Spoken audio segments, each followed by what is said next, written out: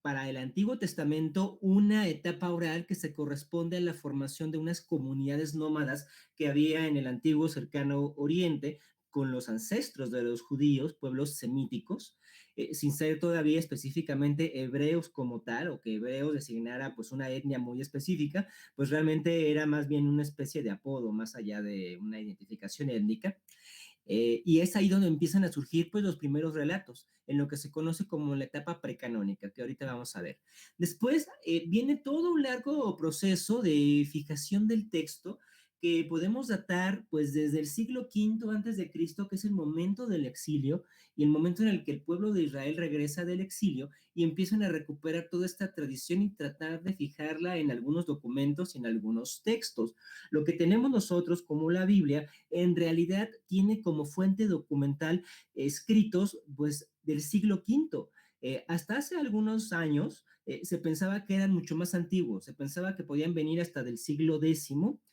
Ahora sabemos que no es así, ahora sabemos que realmente el Antiguo Testamento es mucho más reciente de lo que nosotros creíamos, sí tiene una prehistoria y hay testimonios de esa prehistoria en los mismos pasajes de la Biblia, pero no es tan antiguo. Básicamente lo que tenemos como Antiguo Testamento es un producto post-exílico.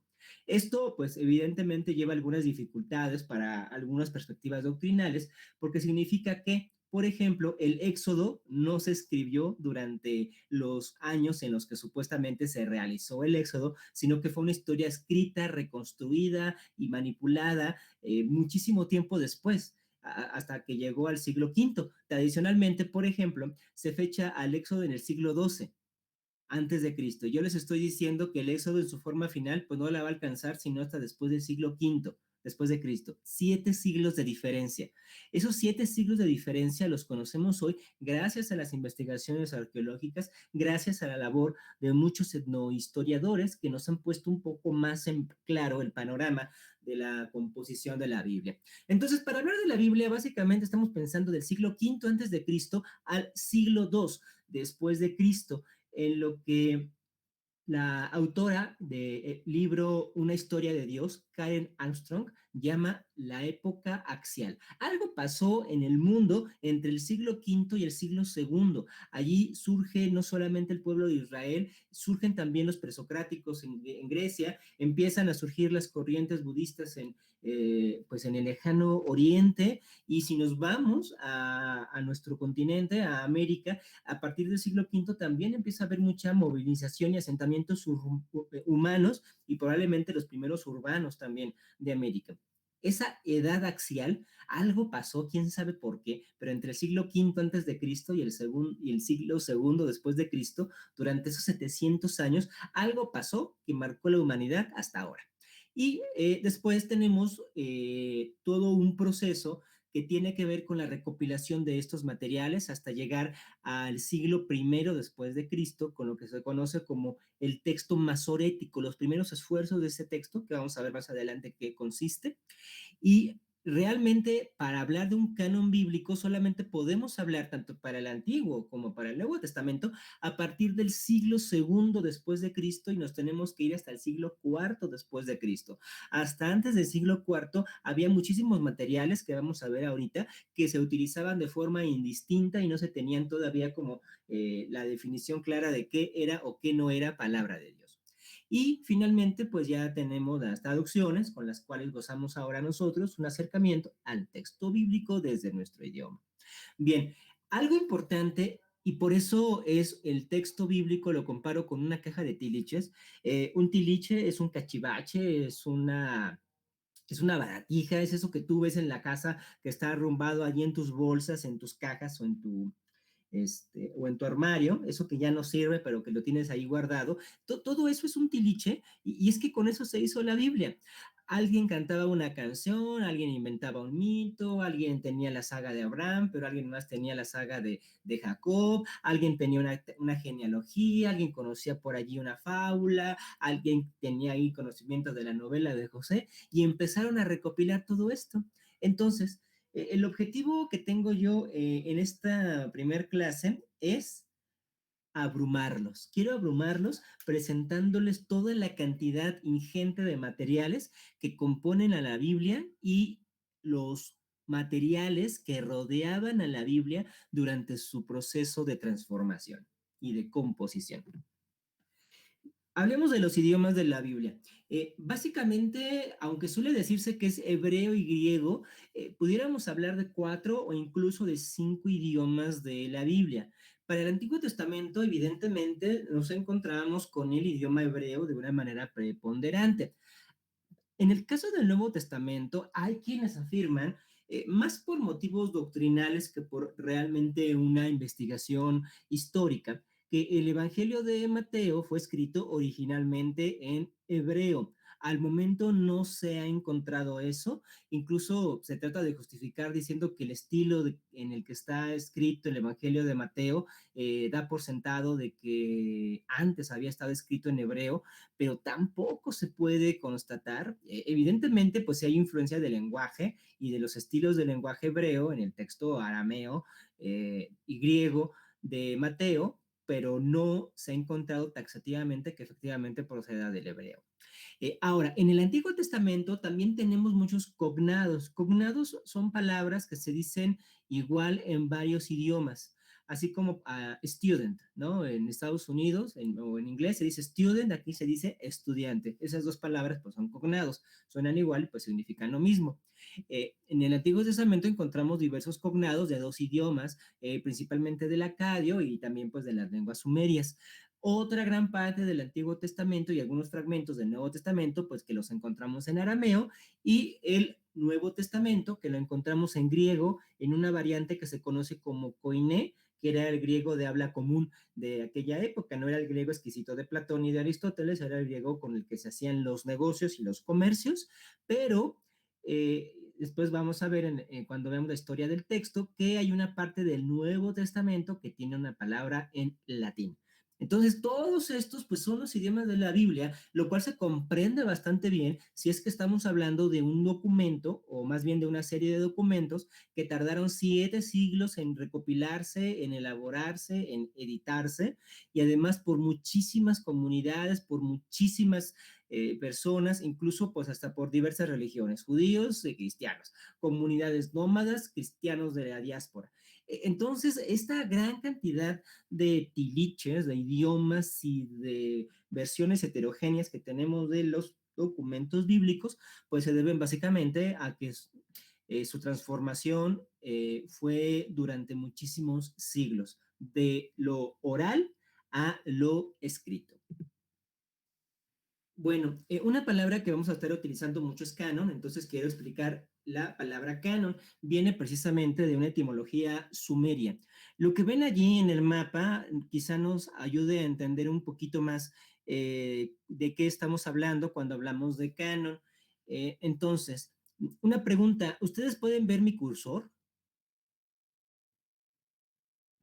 Sí, Perfecto, entonces a ver si con mi cursor puedo ir indicando algunas cosas. Miren, acá en la parte inferior derecha tenemos el Golfo Pérsico. En la parte de arriba tenemos la meseta de Anatolia. Acá a la derecha donde dice Mar Caspio, si brincáramos al otro lado ya estamos en los territorios de lo que antes era la URSS. Ya empezamos a llegar a Asia, a esa zona. Después tenemos la gran zona de Arabia, que es un gran desierto, y esto que está aquí, ese triangulito, pues es ni más ni menos que la península de Sinaí, y pues tenemos a Egipto. Ven, ahí está el río Nilo, y esa parte que se forma hasta arriba se conoce como el delta del Nilo. Bueno, la Biblia surge en esta parte que está subrayada en amarillo, porque ahí fue el origen de la civilización, que sabemos que es Mesopotamia, ¿no? Entre los dos ríos. Del lado derecho tenemos al Tigris y del lado izquierdo tenemos al Éufrates. Y ahí tenemos a las primeras ciudades como Ur, no Ur de los caldeos, ese es un anacronismo que hay en Génesis, cuando habla de Ur de los caldeos pues, corresponden al siglo cuarto antes de Cristo aproximadamente, y los textos de Génesis pues son más antiguos, pero si dice allí Ur de los Caldeos, evidentemente es porque el texto pues es de aquella época, porque pues ni modo de que yo me encuentre con un texto de la era medieval y me hablaran de Estados Unidos. Es lo mismo, evidentemente tendría que suponer que, aunque supuestamente ese texto sea de la época medieval, si me está hablando de Estados Unidos es más moderno. Lo mismo ocurre con Ur de los Caldeos. Esta era la Ur, la ciudad de Ur de Mesopotamia. Bueno, esto es justamente la zona de Sumeria. Y aquí había varios idiomas, de los cuales uno de ellos es el hebreo, que es uno de los idiomas semíticos occidentales junto con el árabe, pero el sumerio es un idioma semítico oriental. El punto es que esta palabra canu era una proporción antropométrica. Ya ven que a veces se hacen las mediciones por puño, por cuarta, etcétera, o por pie, como todavía se hace en Estados Unidos, pues ahí se utilizaba el canu.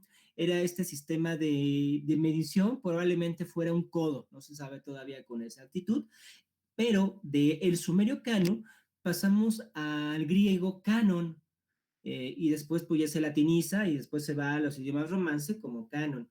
Es una vara de medición el canon. De hecho, pues no solamente era antropométrico, era una especie como de pues, así que como de vara que tenía una medida específica, y con eso pues se tomaba la norma, el patrón, la proporción de las construcciones o de lo que se vendía. Y después, pues ya por uso, la palabra canon tuvo como bien a derivar en la regla o la lista de los libros que tenían autoridad divina.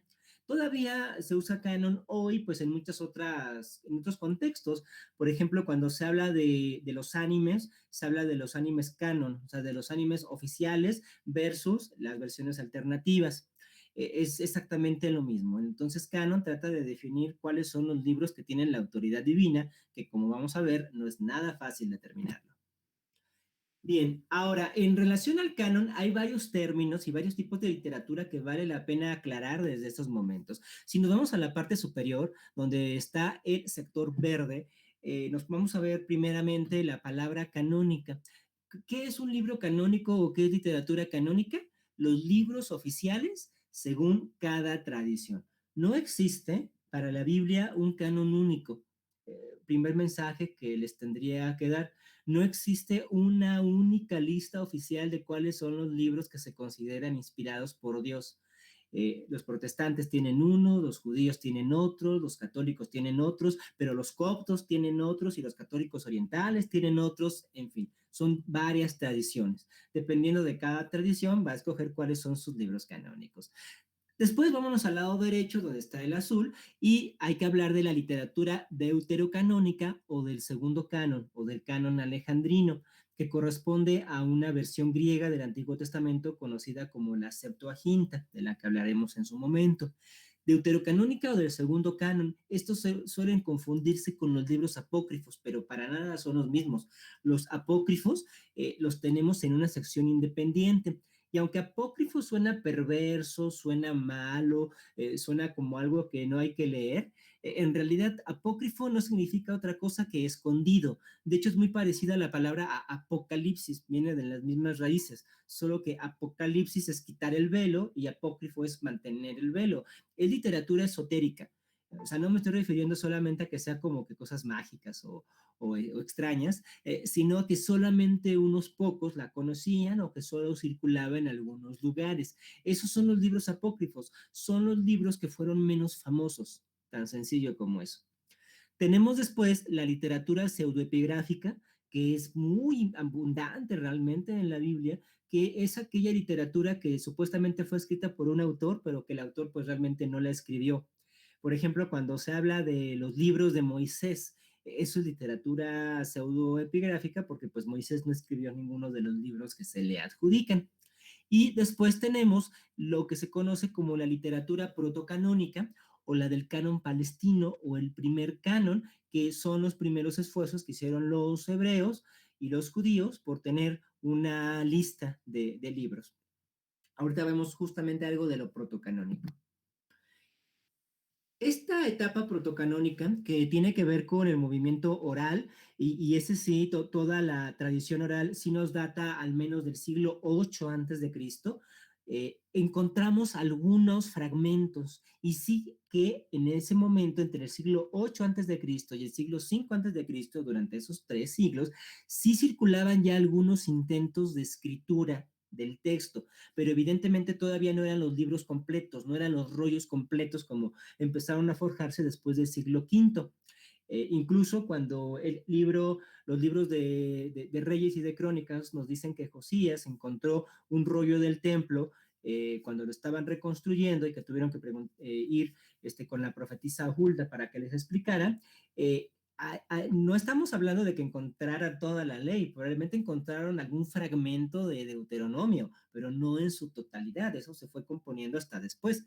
Esta etapa protocanónica se compone entonces por literatura de muy diversa índole. Por ejemplo, los cánticos. Es uno de los documentos más antiguos, uno de los fragmentos más antiguos que hay en toda la Biblia, el cántico de la espada de Génesis 4. Es el de Lamec. Ada y Sila, oí mi voz, a un hombre maté por mi herida, a un joven maté por mi golpe. Ese cántico de la espada es muy, muy antiguo. También tenemos algunos poemas épicos, como el de los romanceros, que encontramos en Números 21. Tenemos algunos refranes, como el dicho de Sansón, del fuerte salió dulzura.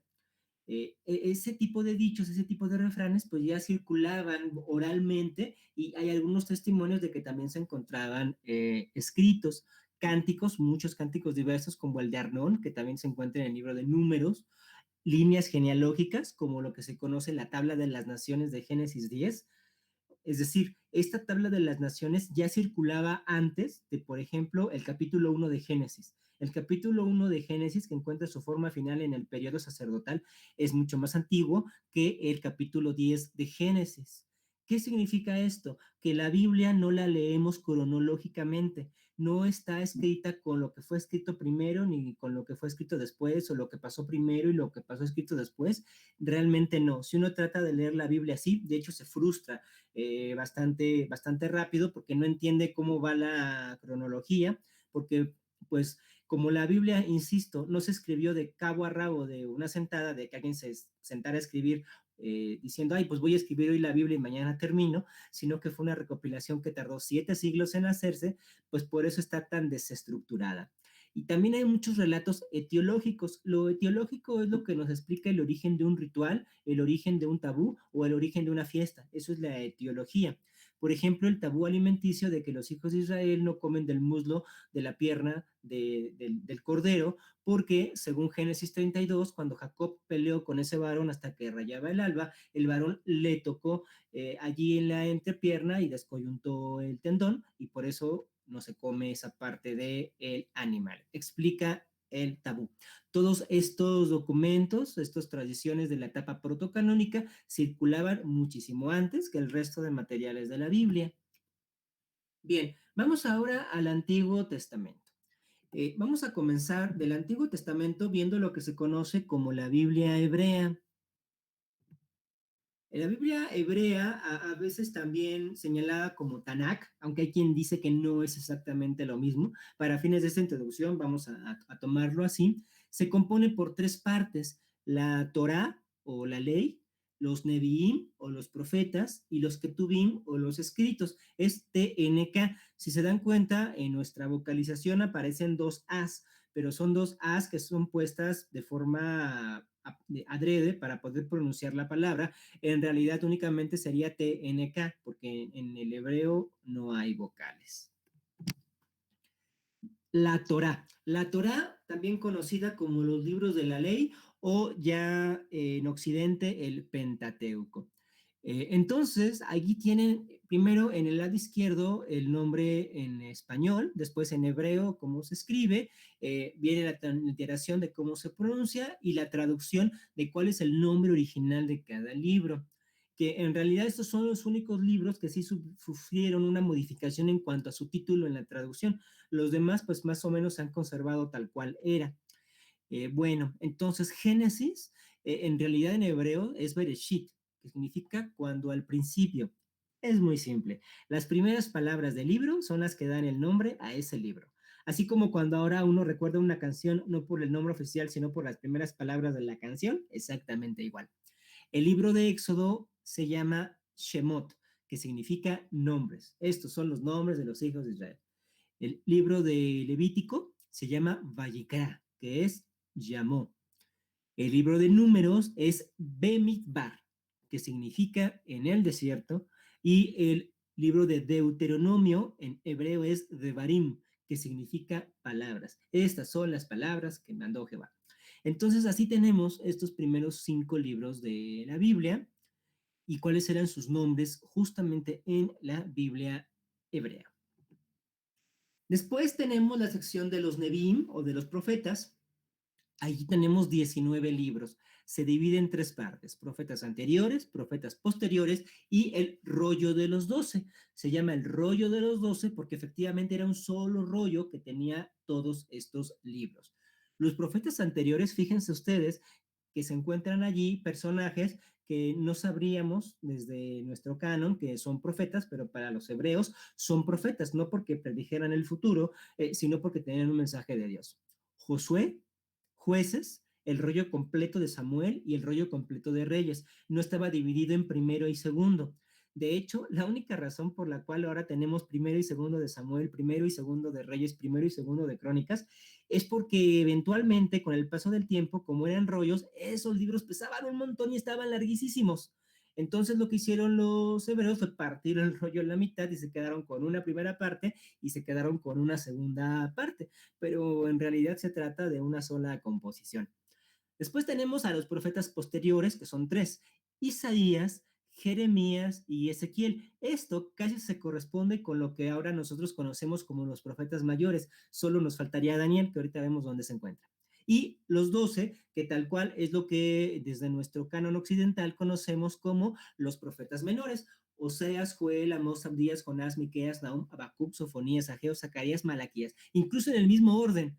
Aquí no cambia el orden, pues porque es el mismo rollo. Entonces, como era el mismo rollo, aquí sí fue la misma secuencia. Si se dan cuenta, todos los otros documentos que sí vean independientes, pues son distintos a cómo se presentan en la Biblia hebrea, a cómo se presentan en las nuestras.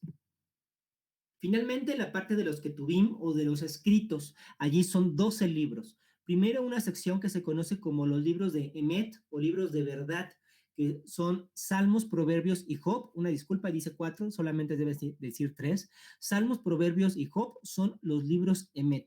Y después tenemos a estos otros que justamente son aquellos que inspiraron a Steve Rowe para ese disco de Mortification de 1992, estos Megilot. En realidad Megilot significa rollos. Decir rollos de Megilot es un pleonasmo, pero son los rollos. Lo interesante de los Megilot es que tenían un uso litúrgico específico. Por ejemplo, cantares, el Shir Hashirim, se leía durante el Shabbat de Pascua. Esto es bastante interesante. Esta literatura erótica se leía justamente en el Shabbat, que representaba la liberación de los hijos de Israel. Después está el libro de Ruth, que se leía durante Shavuot. Para nosotros ahora, Pentecostés. Es bastante interesante. Ahora los cristianos en Pentecostés leemos Hechos 2, pero los judíos leen el libro de Ruth.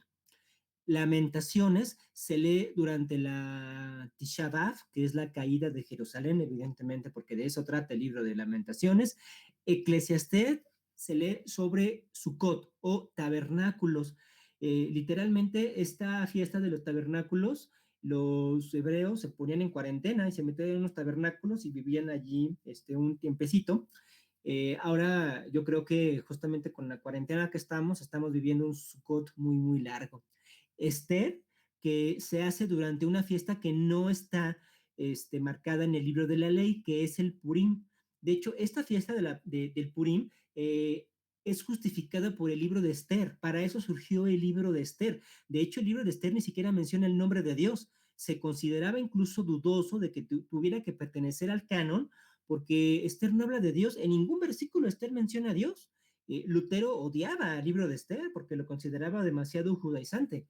Pero el libro de Esther existe no porque hable de Dios, sino porque es la única justificación o la única etiología para la celebración del Purim.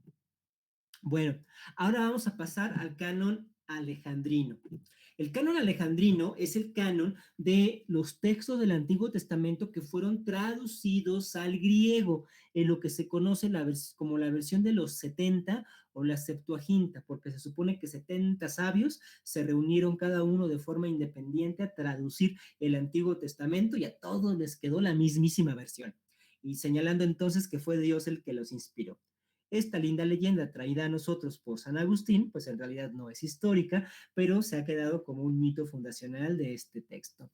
Entonces, el canon alejandrino pues divide al texto de la siguiente forma: la ley, que tal cual es la Torá, pero después tiene esta sección de 14 libros, que son los libros que se considerarían históricos: Josué, Jueces y Ruth.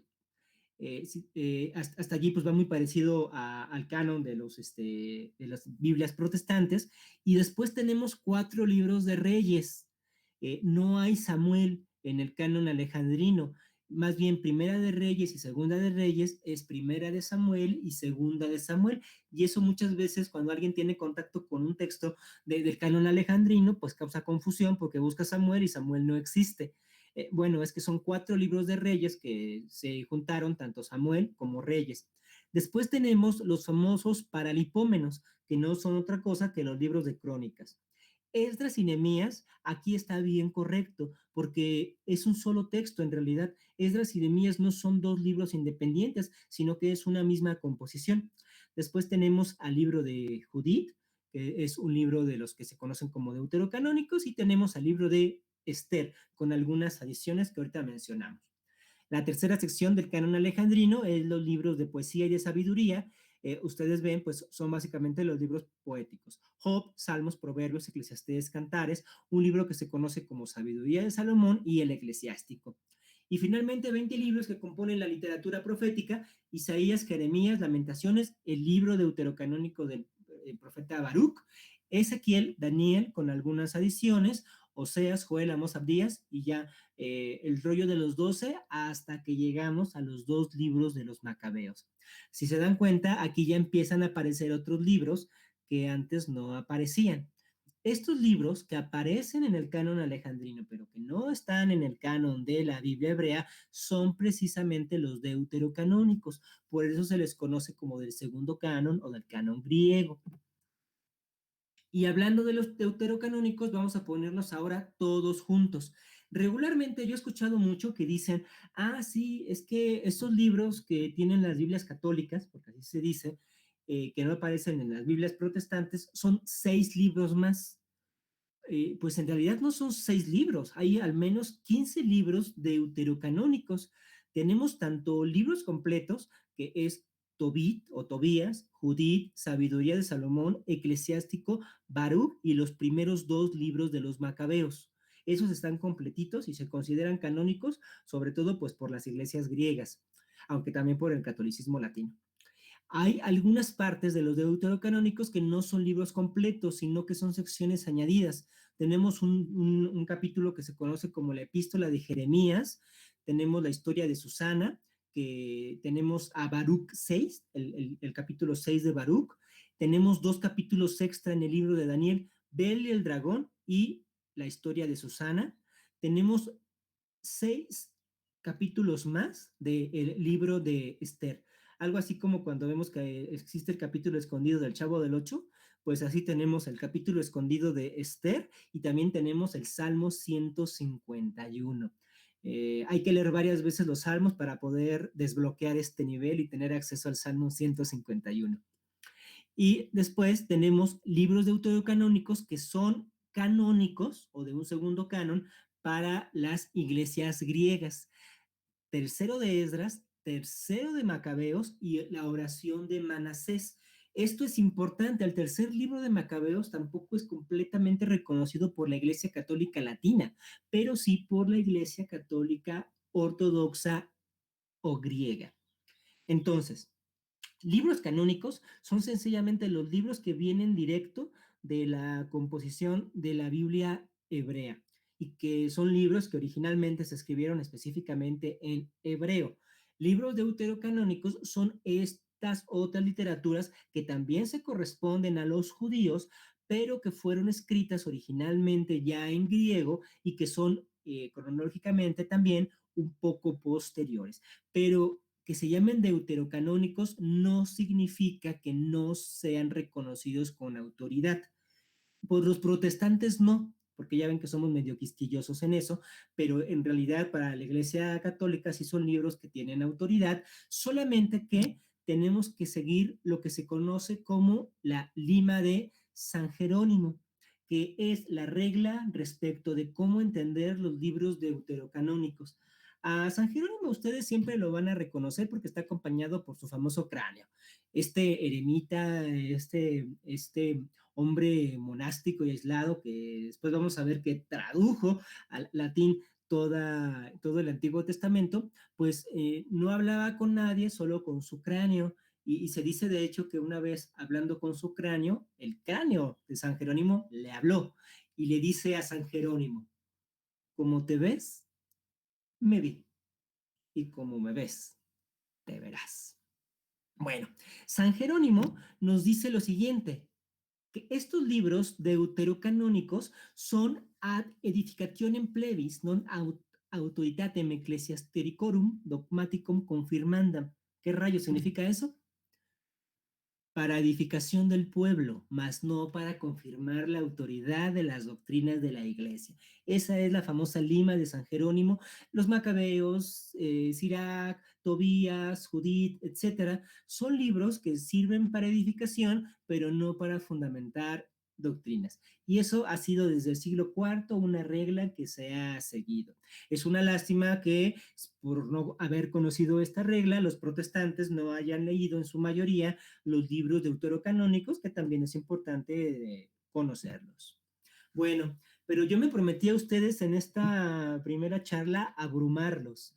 Entonces, pues voy a empezar a hacerlo un poquito, porque vamos a hablar ahora de los apócrifos del Antiguo Testamento. Eh, Tradicionalmente, el canon hebreo del Antiguo Testamento tiene 39 libros, la Biblia tiene 66 en total, y ya de ahí, pues dependiendo de si es una Biblia de edición católica o de edición protestante, pueden ir variando 66, 72 o hasta 75 libros. Vamos a ver cuántos apócrifos del Antiguo Testamento hay. Bueno, esa es una primera lista de libros apócrifos. Ustedes van a reconocer, por ejemplo, que hay muchos apocalipsis, el de Abraham, el de Adán, el apocalipsis griego de Baruch, pero también un apocalipsis en siriaco del mismo Baruch, el de Daniel, el de Elías, el de Esdras, Moisés tiene su propio apocalipsis, el de Cedrac, que era un sacerdote, también tiene su apocalipsis. Y también destacan dos epístolas, la segunda de Baruch y la tercera de Baruch, que se corresponden justamente con sus apocalipsis. Hay un documento muy importante que es la ascensión de Isaías. Justamente una tradición hebrea dice que Isaías no murió, sino que fue elevado a los cielos. Y la asunción de Moisés, porque se supone que Moisés tampoco se murió, él también sigue vivo, es uno de los eternals de la Biblia. Y nos encontramos también más abajito en la segunda columna con los libros de Enoch. Hay al menos tres libros de Enoch, el Enoch eslavo, el Enoch etíope y el Enoch hebreo. Y aquí es donde digo que esto es bien complicado, porque por ejemplo, el libro etíope de Enoch sí es considerado canónico por las iglesias coptas que se encuentran en Egipto, aunque para nosotros sea literatura apócrifa. Aquí vemos más apócrifos del Antiguo Testamento, muchas oraciones, pero sobre todo testamentos. Testamentos, pues básicamente de cada uno de los hijos de Jacob. Canónicamente solamente tenemos pues un testamento, el testamento de Jacob, que encontramos en el capítulo 49 de Génesis, que es como la herencia que le dejó Jacob a cada uno de sus hijos, pero después cada uno de sus hijos también tiene sus propios testamentos. Moisés tiene su testamento, Salomón tiene su testamento, y aquí aparecen el libro tercero y cuarto de Macabeos. Los libros tercero y cuarto, y específicamente más el cuarto, eso ya se considera más literatura apócrifa o más restringida. Recordemos que eso significa sencillamente literatura apócrifa. Son aquellos libros que no alcanzaron a ser influencers y pues no fueron considerados tan famosos como los demás. Sin duda, el mayor influencer del Antiguo Testamento es el profeta Isaías. Entonces, aquí tenemos al menos 65 libros apócrifos. Vamos, nos da para hacer otra Biblia. Si la Biblia de los cánones de los protestantes tiene 66 libros, pues aquí hay 65 libros apócrifos tan solo del Antiguo Testamento, tal cual es para hacer otra Biblia. Pero bueno, este número es chiquito si lo comparamos con los documentos de Qumran o con los rollos de el Mar Muerto. Vamos a pasar a ver ahora justamente en qué consisten estos famosos rollos del Mar Muerto o documentos de Qumran, que tienen tanto literatura del Antiguo como literatura del Nuevo Testamento. Muy bien, Hasta aquí vamos bien, se ha escuchado bien, ha estado todo con el flujo correcto. Sí, Excelente. Bueno, entonces vamos a ver ahora los documentos de Qumran. Les cuento que estos documentos fueron encontrados en el siglo XX casi que por casualidad. De hecho, hay una muy pintoresca leyenda en que un niñito, un pastor árabe, se encontraba en las cercanías del Mar Muerto, Yuma, es más, hasta tiene nombre el niño. Yuma se encontraba paseando sus ovejas y pues se le perdieron, salió a buscarlas y entonces en el afán de encontrarlas, pues estaba aventando piedras y una de esas piedras golpeó con algo, así que sonó clank, y cuando se acercó era una vasija y dentro de la vasija había un rollo.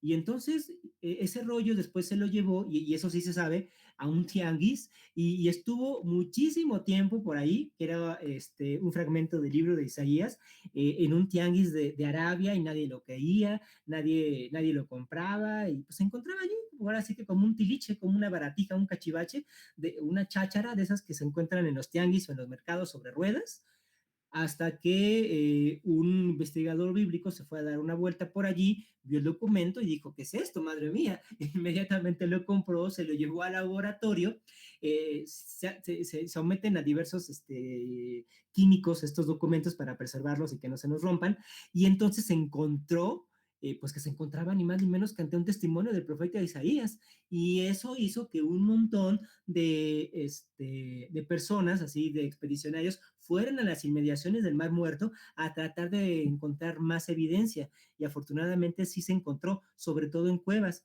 El Mar Muerto es una zona muy seca y muy salada.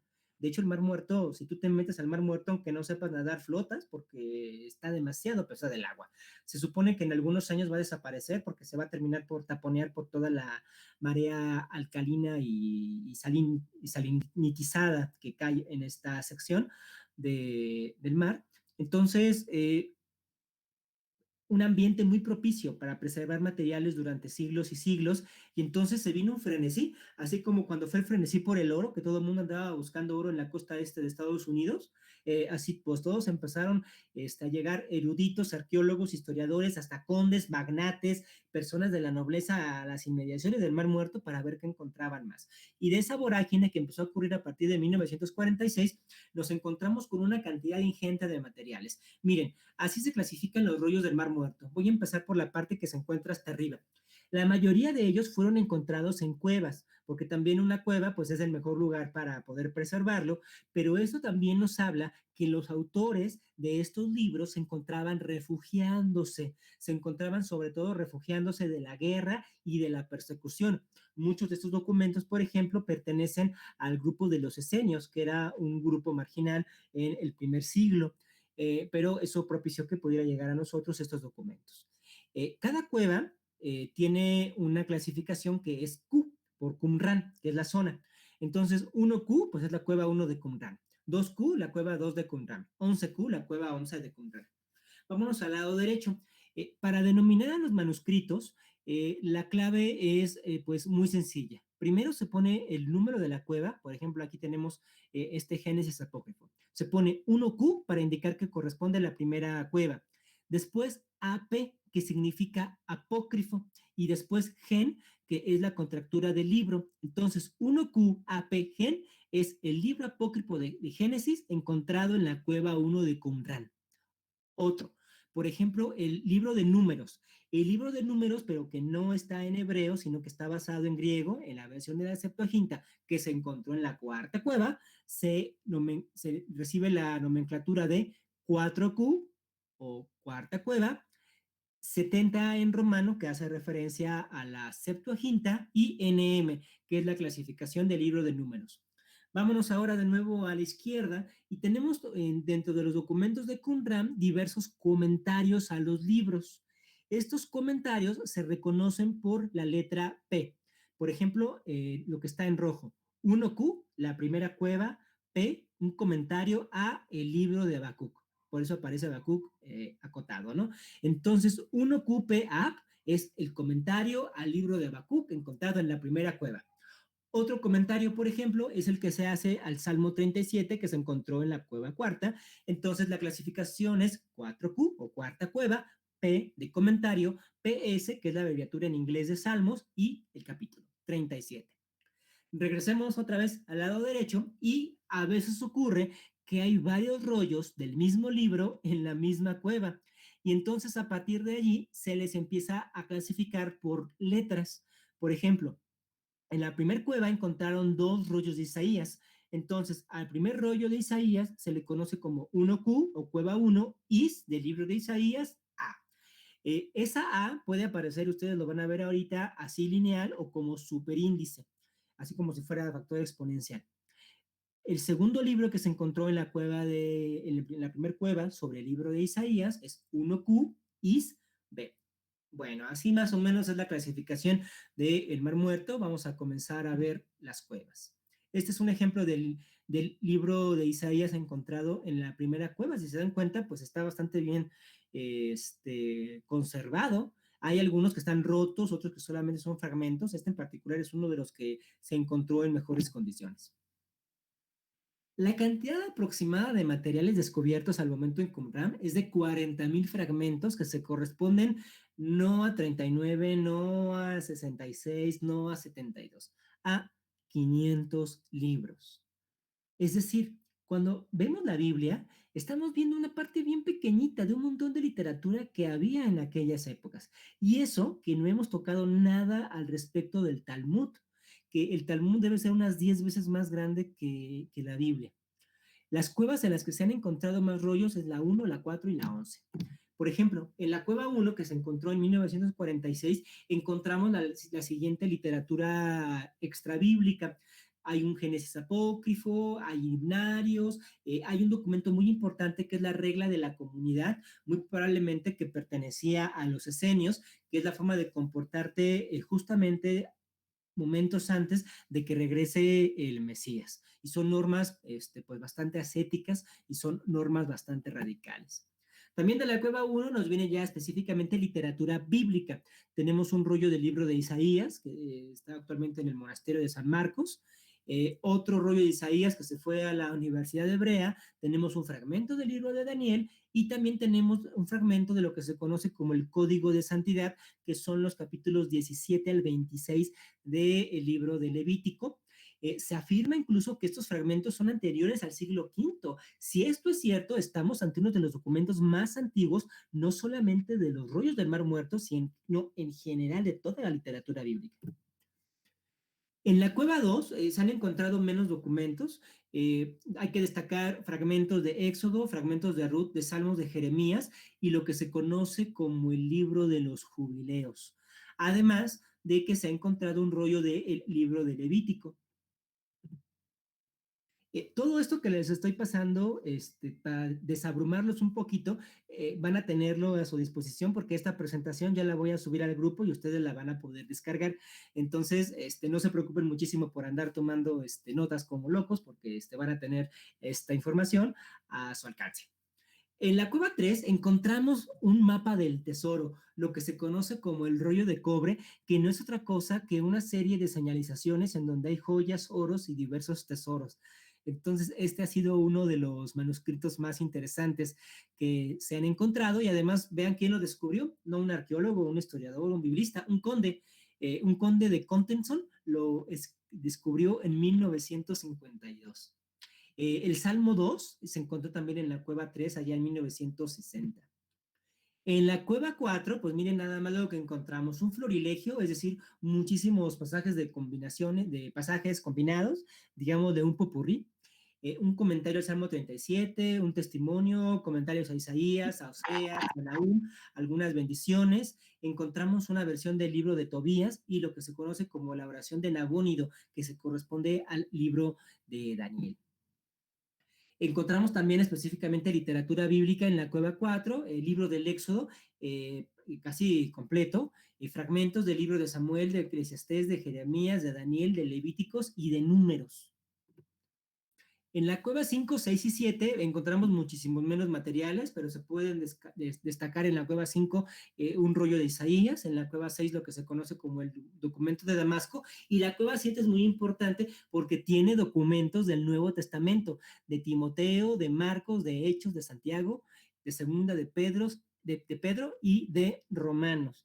Entonces ya estamos viendo pues que realmente esto corresponde también a los tiempos de las comunidades cristianas.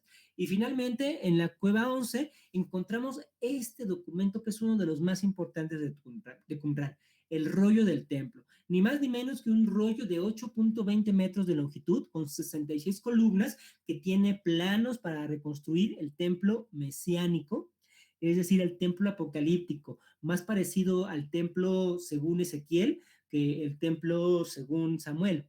Eh, Hacer sacrificios, estatutos reales, leyes de la comunidad. Este es un documento apocalíptico muy importante, no porque nos hable de cómo va a ser el fin del mundo como en el Apocalipsis, sino porque son las reglas de cómo tenemos que comportarnos ante la llegada del Mesías e incluso indicaciones arquitectónicas de cómo construir el templo.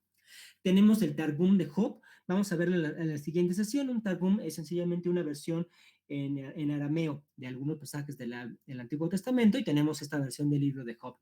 No tiene clasificación, es un Targum. Y después tenemos el libro de los Salmos que se ha encontrado allí, 36 salmos y 8 composiciones no canónicas y además 3 salmos inéditos tenemos allí en el libro de los Salmos. Estos documentos se pueden consultar, algunos han sido traducidos al español, otros al inglés por Penguin Random House. Así se llaman los libros apócrifos o los documentos de Qumran, perdón, los documentos de Qumran, y se pueden conseguir algunos de ellos, otros tantos. Si ustedes googlean cada nombre del manuscrito, seguramente los puede llevar a alguna versión en español o en inglés de cada uno de ellos. Incluso si les va bien, hasta con facsímil o con imagen directa del documento. Bueno, pues ahora vamos ya para ir terminando, vamos a hablar de el Nuevo Testamento, que se compone básicamente por 27 libros. Esto sí es bastante estándar prácticamente en todas las iglesias, a diferencia de los pleitos que hay respecto del Antiguo Testamento. En el Nuevo Testamento, como también ya es solamente algo propio de los cristianos, pues allí sí estamos básicamente de acuerdo, ¿no? Tenemos 4 evangelios, tenemos un libro que se considera histórico, que es el libro de Hechos de los Apóstoles. Más bien su estructura es de novela, no es tanto de historia, pero se le ha puesto este apodo. Tenemos lo que se conoce como las epístolas paulinas a las comunidades, a Corintios, a Gálatas, a Efesios, a los de Filipo, a los de Colosas, a los de Tesalónica. Tenemos las epístolas paulinas que son pastorales, dirigidas a personas, básicamente Timoteo, Tito y Filemón.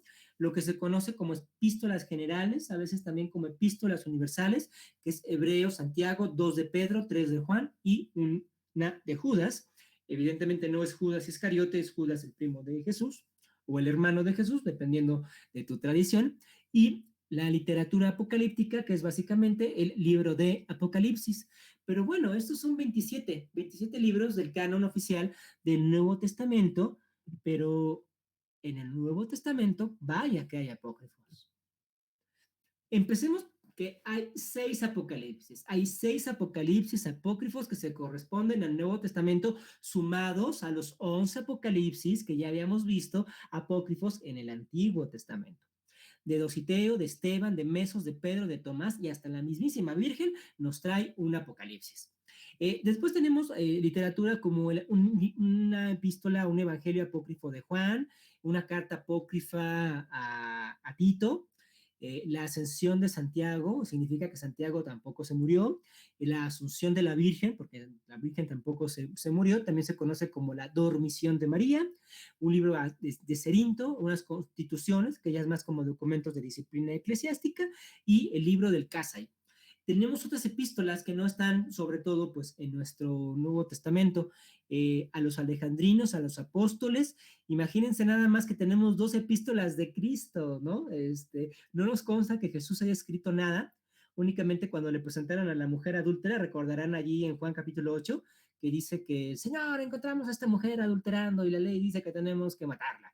Y entonces el texto dice que Jesús se inclina y empieza con su dedo a escribir en tierra. No se sabe qué escribió, probablemente empezó a escribir los mandamientos para que se sintieran avergonzados todos los demás, pero es lo único que sabemos que Jesús haya escrito, y sin embargo aquí ya tenemos 2 epístolas de Cristo, una para Abgar y otra que nos escribe el mismísimo Cristo literalmente desde el cielo.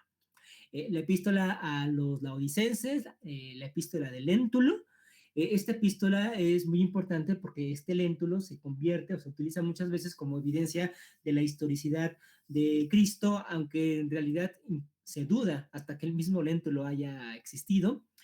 Una epístola de Pablo y de Séneca. Imagínense ustedes, Pablo discutiendo filosofía con un gran estoico. Entonces, ese crossover tenía que darse. Martirios, tenemos la narración de muchos martirios, el de Bartolomé, amigo de Pablo, el de Mateo, el mismo de Pablo, el de Pedro, el martirio de Pedro y Pablo, el martirio de Felipe también. Otros documentos apócrifos es uno que se conoce como Melcón, Memoria de los Apóstoles, protoevangelios. Esto de protoevangelios, que es muy común encontrarlo, se habla de evangelios pequeños o fracciones solamente de los evangelios, no evangelios completos, sino alguna parte o relato de los evangelios, es lo que se conoce como protoevangelio. Tenemos las pseudoclementinas, unas epístolas que supuestamente escribió Clemente, discípulo de Juan, y hay una tercera de Corintios, también hay un capítulo oculto de Corintios, tenemos la historia de José el carpintero. Pero si esto les parece mucho, pues miren ustedes que tenemos 17 hechos apócrifos. El que tenemos es el de Lucas, el que tenemos en la Biblia, pero también hay hechos de Andrés, el de Andrés y Matías, de Pablo, de Bernabé, de Felipe, de Juan, de Pedro, de Pilatos. Hay unos hechos de Pilatos, la versión de la historia de Pilatos, Santiago, Tadeo y Tomás. Y todos estos también circulaban los primeros siglos. Y por supuesto no pueden faltar los evangelios apócrifos. Hay al menos 26 evangelios apócrifos. El evangelio árabe de la infancia de Jesús es uno de los más famosos. Eh, está lo mismo, pero en su versión armenia. Tenemos evangelios de Bernabé, de Bartolomé, de Basílides, el de los pobres o de los ebionitas, el de los egipcios. Tenemos un evangelio de Eva. Mañana en nuestra entrevista con Eva, Eva nos contará justamente sobre su evangelio, el evangelio de Gamaliel, el evangelio de los hebreos, el de Tomás, el de los nazarenos, el de Matías, Nicodemo, ni más ni menos también nos trae un evangelio, el evangelio de Tomás y más recientemente he encontrado el evangelio de Judas Iscariote y todavía también en la época reciente el evangelio que se conoce como de María Magdalena, han causado más morbo en realidad que otra cosa. Pero bueno, entonces, ¿de qué hablamos cuando hablamos de la Biblia? Cuando hablamos de la Biblia, estamos hablando de un fragmento. Estamos hablando de un fragmento de 700 años de diversa literatura, que más allá de los libros que tengamos en nuestra Biblia, tenemos al menos 65 que son apócrifos, tenemos 26 evangelios apócrifos, 17 hechos apócrifos, tenemos 500 libros pertenecientes a diversos grupos religiosos que se encontraban en Qumran. Lo importante de esto es que durante los primeros siglos la gente no distinguía un libro canónico de un libro apócrifo. Para ellos todos tenían el mismo peso y el mismo valor. Tuvo que venir algunos concilios y tuvieron que venir en muchísimos debates para sancionar cuáles eran los verdaderos libros que debían de considerarse, porque la abundancia de materiales era verdaderamente abrumadora. Entonces, pues imagínense ustedes, es como que tengamos 7 libros oficiales de Harry Potter, pero tenemos como 2000 fanfics en donde hay muchísimas otras historias de Harry Potter, tenemos versiones de momentos ocultos, lo que pasó antes, lo que pasó después, cosas que no se vieron en Hogwarts, tenemos la misma historia de Harry Potter, pero contada desde Draco, contada desde Hermione, etcétera. Pero ahora pues sabemos cuáles son los oficiales y cuáles son las fanfiction. En aquellas épocas pues no había una regla que dijera cuál era cuál. Y de hecho fue bastante arbitrario, ya cuáles se seleccionaron como canónicos y cuáles no. Entonces, pues conocemos muy poquito en realidad. Lo que tenemos como Biblia, como documentos bíblicos o como texto de las Sagradas Escrituras, es realmente un fragmento de un universo ingente de literatura, de relatos y de personajes. ¿Por qué solamente esos que aparecen entre las dos pastas de nuestro libro se considera revelación de Dios ¿Y por qué no se considera revelación de Dios todos los demás? Que además, pues muchísimos son demasiado parecidos a nivel de lenguaje, a nivel de escritura.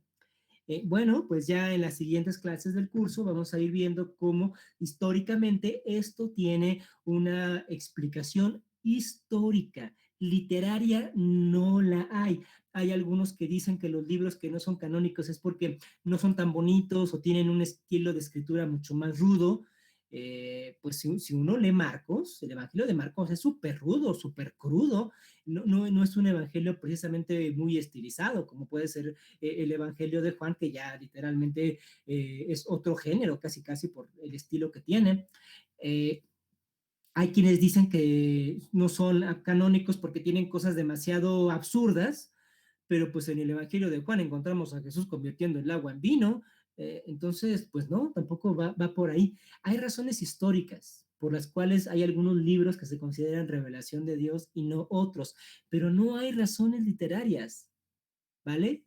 Básicamente no consideramos al Apocalipsis de la Virgen como canónico, pues porque sencillamente pues, no tuvo la suerte de formar parte de la lista de los exclusivos, pero hay más. The truth is out there, como se dice, hay muchísimo más que conocer. Yo espero con esto haberlos abrumado, haberlos inquietado, para que se metan allí a googlear si quieren saber qué dice el Salmo 151, qué dicen los capítulos ocultos del libro de Daniel, qué dicen los otros evangelios, pues para que puedan tener pues justamente este interés por indagar más en la literatura de los tiempos bíblicos. Ok, voy a pararle hasta aquí y me encantaría saber si hay preguntas o comentarios.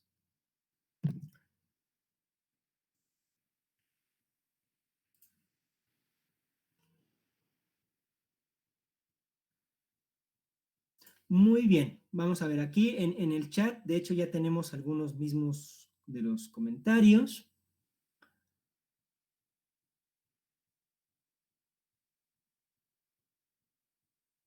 Sí, sí, sí hay feedback, estamos justamente en este momento. Si alguien tiene alguna pregunta o comentario, tenemos unos minutos para poder charlar.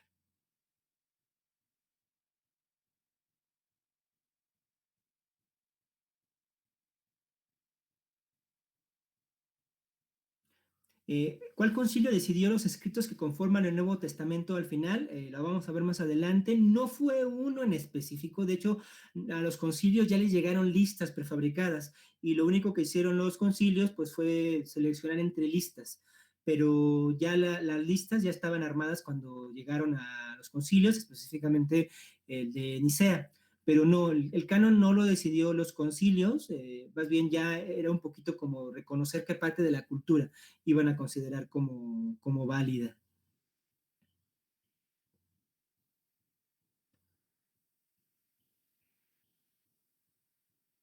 Gabriel Paredes comenta que la tradición moderna suele ubicar a Job como uno de los libros más antiguos. Bueno, lo que tenemos que considerar de Job es que Job tiene dos partes.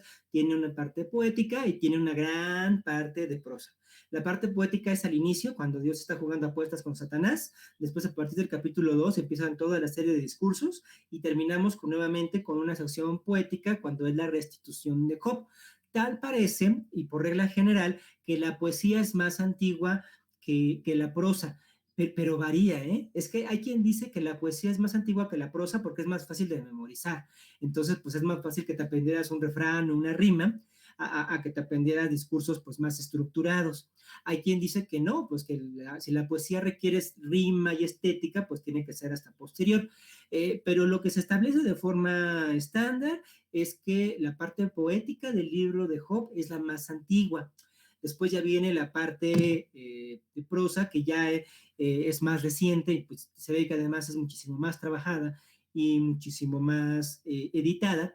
Pero sí, se supone que Job tuvo que haber sido contemporáneo de Adán en la línea narrativa de la Biblia, no en la línea histórica, que es otra cosa, pero en la línea narrativa de la Biblia, Job tuvo que haber sido por allí contemporáneo de Abraham, y además, pues tampoco se le dan específicamente credenciales de judío ni de hebreo, entonces se gana el favor de Dios, pues justamente que pues Dios lo maltrató, ¿no? Le mató a sus hijos, le quemó sus casas y sabemos todo lo que le pasó al pobre de Job y por eso se convirtió casi casi que en santo, pero en realidad él sería pagano, pues, pero pues por lo que le ocurrió se consideró como un referente piadoso. Y sobre Job también tenemos que señalar que procede de una versión mesopotámica. Hay un Job mesopotámico, del cual el libro que tenemos de Job no es como tal un plagio, porque en esos entonces no había copyrights. Entonces no puedes plagiar cuando no existe un marco de derecho que te marque con sanción de un plagio. Era bastante común que yo tomara una literatura y la adaptara a mi gusto, o que le cambiara de nombre y le pusiera mi nombre en lugar del nombre del autor, etcétera. Entonces, el Job mesopotámico inspira, para llamarlo amablemente, inspira a nuestro Job que tenemos en la Biblia, y evidentemente el Job mesopotámico sí que es muchísimo más antiguo. Bien, Aarón comenta sobre la composición de la Septuaginta, sobre si fueron 70 o 72 los ancianos transcribiendo al griego. La versión tal cual dice 72, se redondea a 70, pues para fines sobre todo pues de ponerle ahí el nombre. ¿Y por qué lo hicieron? Fue porque los cristianos querían apropiarse de las escrituras de los judíos. Si ustedes leen La ciudad de Dios de San Agustín, él habla mucho, mucho de nuestros escritos, refiriéndose a la Septuaginta y los escritos de los judíos. Y muchas veces en varios capítulos de La ciudad de Dios, San Agustín compara ambos. El más interesante es cuando se pone a comparar entre la versión hebrea o masorética de los descendientes de Adán versus la versión de la Septuaginta. Si ustedes leen el capítulo 5 de Génesis en la versión griega, en la versión de la Septuaginta, y suman los años de los hijos de Adán, y suman el momento en el que nace Matusalén, y cuando ocurre el diluvio, les va a arrojar que Matusalén vivió como 10 años después del diluvio. O sea que Matusalén, en la versión griega, sobrevive al diluvio.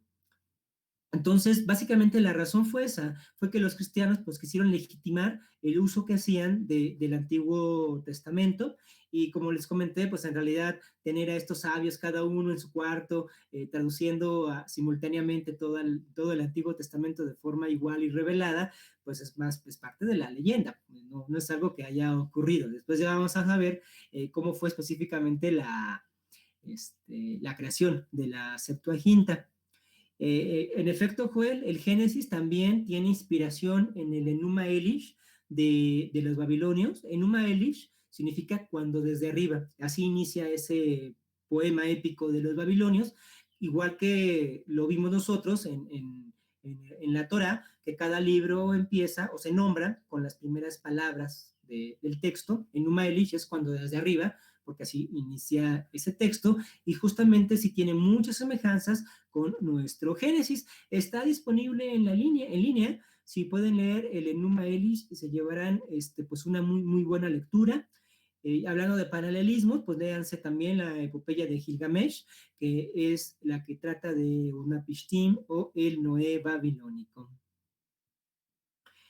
Jorge pregunta por qué el cristianismo o algunas ramas del cristianismo toma a Daniel como libro profético. Bueno, eso ya se corresponde sobre todo a partir de los tiempos de la Vulgata, que son como los tres idiomas, ¿no? El Antiguo Testamento en hebreo, la Biblia hebrea, en griego la Septuaginta y en latín la Vulgata, que precisamente hace San Jerónimo, de quien hablábamos hace un momento. Y a partir de allí, pues por las características escatológicas que tiene, sobre todo los capítulos finales del libro de Daniel, se le considera como un libro profético. Todavía en esta idea de profeta como un poquito el vidente o el pitonizo, ¿no? Sabemos que en realidad en la Biblia profeta pues es sencillamente el que tiene un mensaje de Dios, punto, ¿no? Pero este afán de querer predecir el futuro pues llevó también a aglomerar a algunos profetas en específico, y pues Daniel, que habla del monstruo, de los 7 cuernos y la estatua de Nabucodonosor, etcétera, pues también fue llevado hacia los profetas. Los acadios, ¿de dónde eran geográficamente? Si recuerdan el mapa que ustedes van a poder ver, la zona acadia era justamente en la región de Mesopotamia. haciendo una curva de lo que vamos a ver también más adelante, que es la media luna fértil, que conecta la parte norte de la sección de los ríos Tigris y Éufrates con el norte de Palestina. En esa zona es donde circulaban esos idiomas. Es básicamente lo que se conoce como Antiguo Cercano Oriente. Esa es la zona donde estaban los acadios, donde estaban los sumerios, también los babilonios más adelante. La zona de Damasco se corresponde también a parte precisamente de esa geografía. Después se los enseño ya con mapa en mano para que puedan verlo detalladamente. Bueno, no sé si tengan alguna otra pregunta o comentario, pueden hacerla por chat, pueden hacerla de viva voz, como gusten. Abima, ¿hay algún libro que se haya encontrado completo o que solo tengamos fragmentos y citaciones de los canonizadores que recopilaron y compilaron? Es una muy buena pregunta. En realidad, eh, no solamente para los documentos de Qumran, que vimos que son fragmentos en su gran mayoría, sino arqueológicamente en lo que compete a todos los libros de la Biblia, es difícil encontrar uno que esté completo. De los materiales que se encuentran, pues el mejor acabado, sin duda, es el rollo de los 12, porque les digo que ese era un solo rollo y ahí si no hay pierde, pues todo venía junto y básicamente pues se podía transcribir.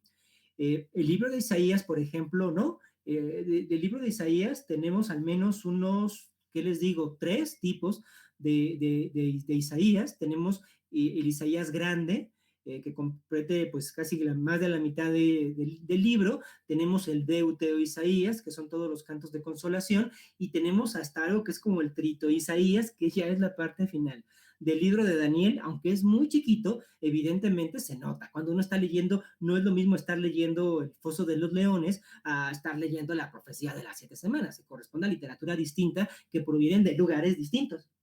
Ay, perdón, un susto. Entonces, no hay específicamente o de forma estricta un solo libro de toda la Biblia que se haya encontrado de forma completa. En el caso del Nuevo Testamento es muchísimo más difícil. Un evangelio de cabo a rabo tampoco ha sido por completo encontrado.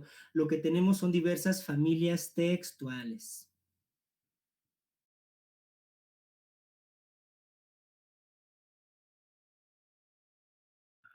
Raúl, mataste tu micrófono. Ah, Gracias. listo. Sí, la bibliografía se las voy a compartir en el grupo junto con la presentación.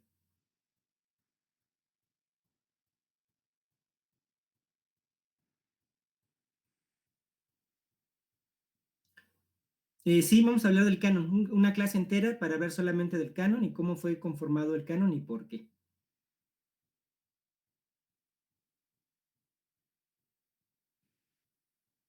Bueno, pues si no hay más preguntas, yo les agradezco muchísimo. Esta es nuestra primera transmisión y no solamente nuestra primera transmisión, es nuestro primer curso de verano. Les reitero, pues el objetivo es de poner a disposición de las personas el conocimiento. Estamos en la sociedad del conocimiento, entonces se trata de socializarlo, ¿no? Mucho del conocimiento que tenemos de la Biblia es apócrifo, ¿no? Porque pertenece a cierto grupo, pertenece a ciertas élites y aquí la verdad, pues mi objetivo es ser el anónimos de la teología y presentarle estos conocimientos que muchas veces se conocen solamente en seminarios, pero ponerlos a disposición de la gran mayoría de personas. Nos veríamos entonces el próximo sábado, les voy a mandar nuevamente la invitación y vamos a continuar ahora ya viendo específicamente el texto bíblico. Les agradezco mucho su participación y recuerden que mis tiliches son sus tiliches. Hasta luego.